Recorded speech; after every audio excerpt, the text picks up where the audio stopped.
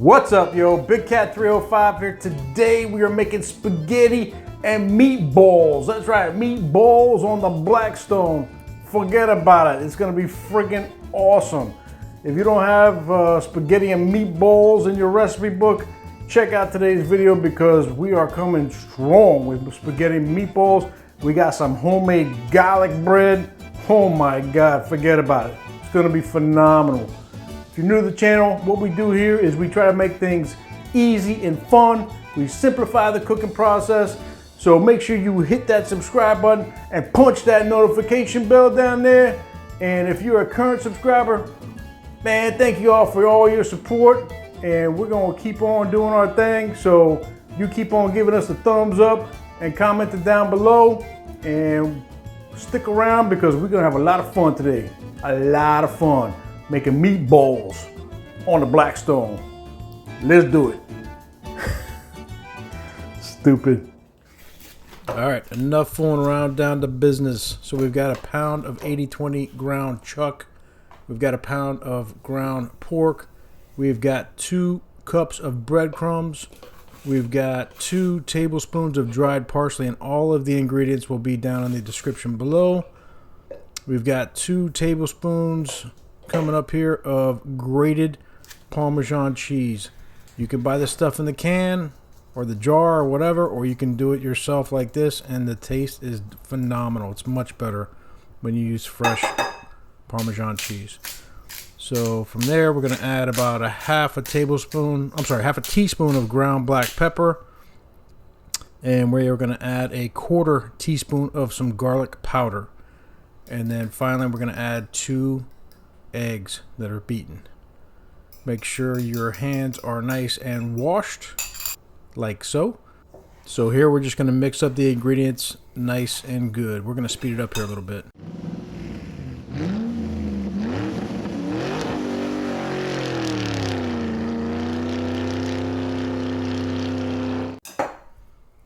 And once you are done, this is pretty much what it looks like. Nice and mixed together, and you want to get yourself a scoop, ice cream scoop with the one with the little lever is the best, but I don't have one of those, so just get yourself a spoon or a scoop like I got. Just want to be kind of the same size, not too big, not too small, kind of in the middle, and looks good right about there. We will speed it up once again.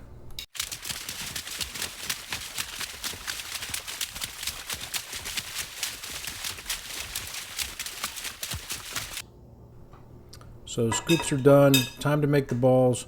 Again, use your hands. Roll them around your palm. They don't have to be perfect, but you don't want them too tight and you don't want them too loose. You kind of want them right there in the middle. Just do the best you can here.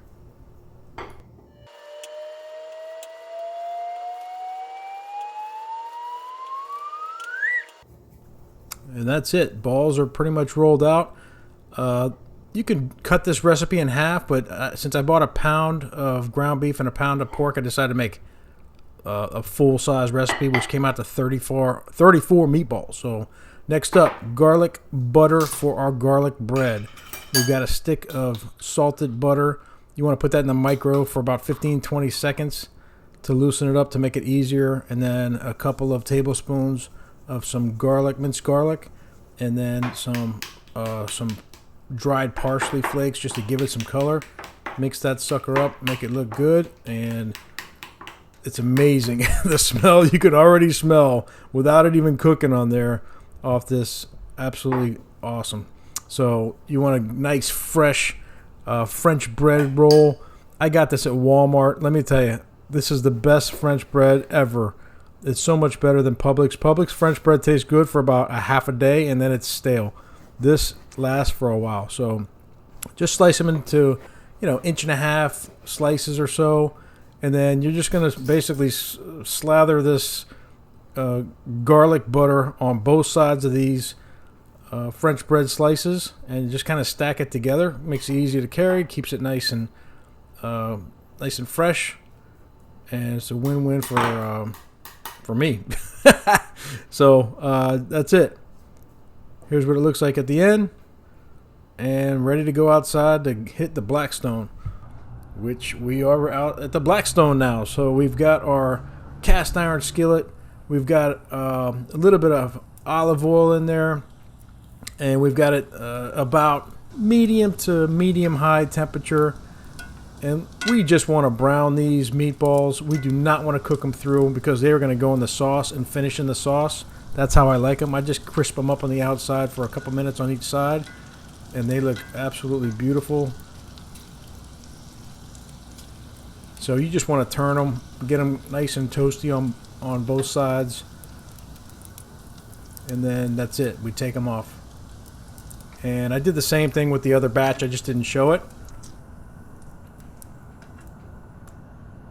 But yeah, that's it. We take them off, put them to the side, and we'll put them back in when our sauce is ready. So next up, the sauce. We take our onions. We got about 3/4 cup chopped onions. And again, ingredients will be down in the description below. So you just want to get these translucent. You start the onions a little bit before the garlic. I like the squeezed garlic stuff. This stuff is awesome.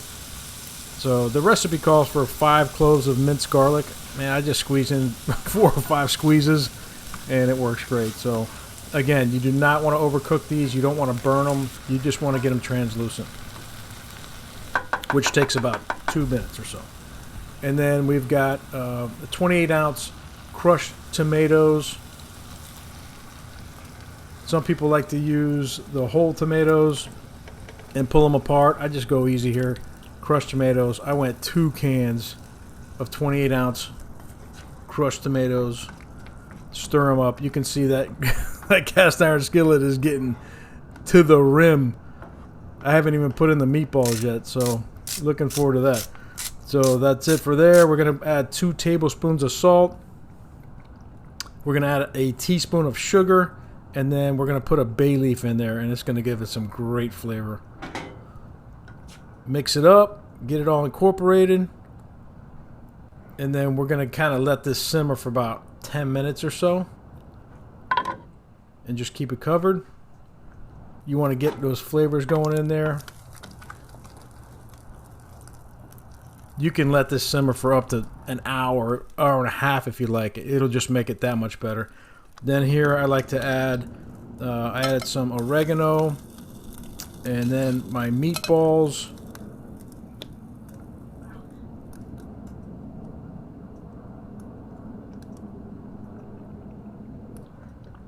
And then we added 3/4 teaspoon of dried basil. And then some tomato paste, a 6-ounce can of tomato paste. And that's it. You mix these up, you get it all incorporated. And this is pretty much what it looks like. You can taste it at this point, see where it's at. You can always add some more salt. You can always add some more oregano, whatever you like. This is where it becomes your tomato sauce, and you flavor it as needed. And then finally, we're going to add some Parmesan cheese.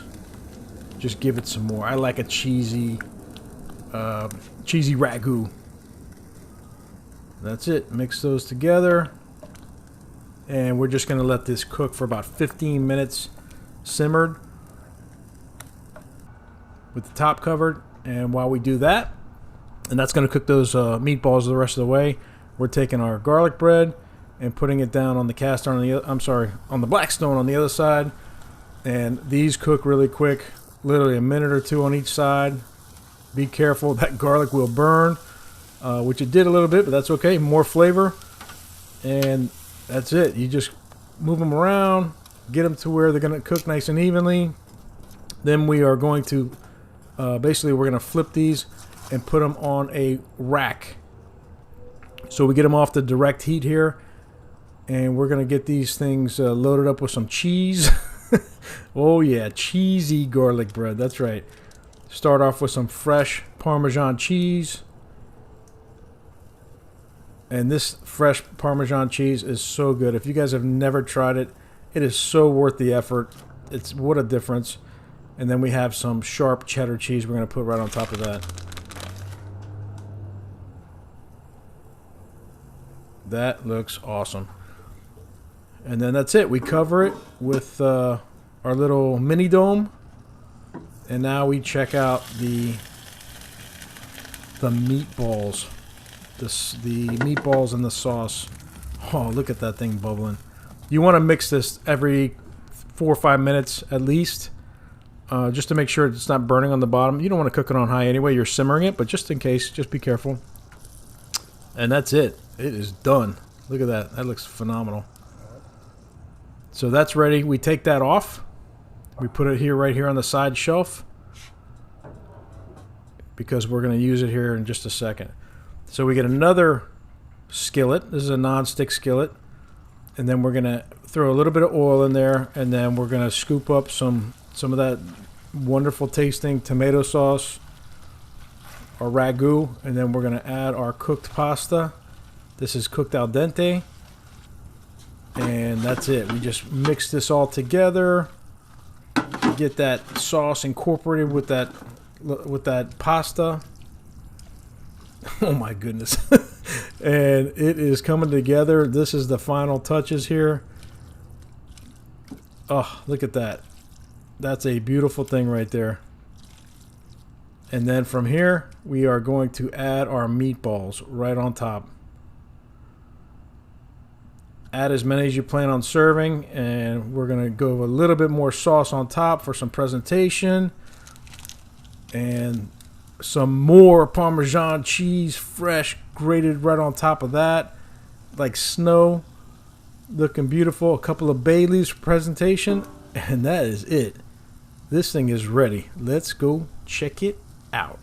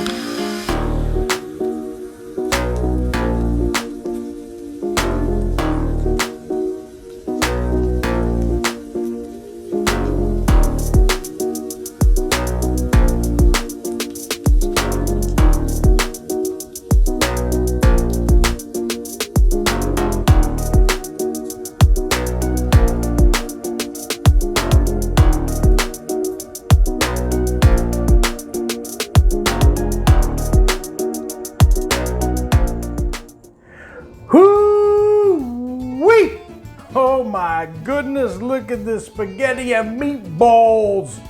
I'm not going to do any more Italian accents. I'm sorry. I'm sure I've already upset many Italian Americans. Sorry guys and gals. Just having fun. But man, look at the spaghetti and meatballs. It came out great on the Blackstone.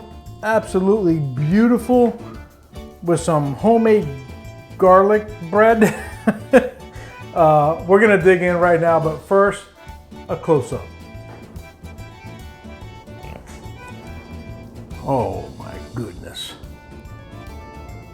Look at that. Come on. And I made enough to feed an army. So, let's dig in. Here we go. First, I'm gonna try just the pasta with some sauce. A little bit of sauce there.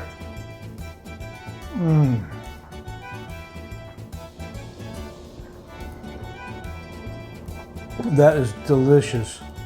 Let me tell you, so simple, not too many ingredients. You really don't need that much. Let's try it with some meatball.